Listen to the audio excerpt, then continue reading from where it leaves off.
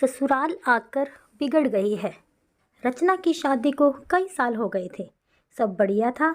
छोटी बहू होते हुए भी वो बड़ी का हर फर्ज निभाती थी, क्योंकि बड़ी बहू तो आते ही अलग हो गई थी। रचना की सास ससुर को हर काम के लिए रचना ही लगती थी, फिर भी वो उसकी बुराई करना नहीं छोड़ते थे। और सबसे बड़ी बात, बुराई भी अक्सर उसके ही परिवार वालों से करते थे, जो रचना को बचपन से जानते थे, या फिर रचना की सहेलियों से, या खुद के मायकों वालों से। पहली बार जब शादी के बाद रचना की दोस्त आई, तो सासू माँ ने उससे ही रचना की बुराई करना शुरू कर दिया।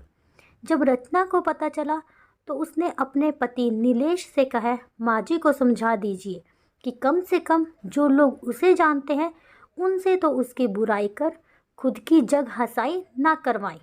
पर उन्होंने ना सुनी, बल्कि और ये आदत ही बन गई थी।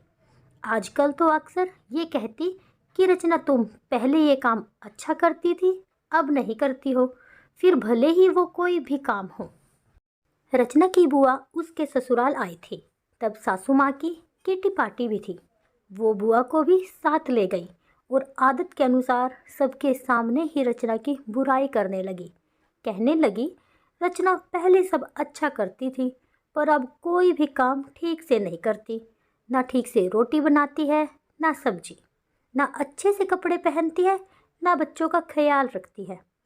वो और कुछ बोलती, इससे पहले ही रचना की बुआ बोल पड़ी, लगता है ससुराल में आकर बिगड़ गई है, क्योंकि हमारे घर की तो वो बड़ी बेटी है और सारा घर और ऑफिस दोनों अच्छे से संभालती थी, और बड़ों से लेकर बच्चों तक सभी का ध्यान भी रखती थी।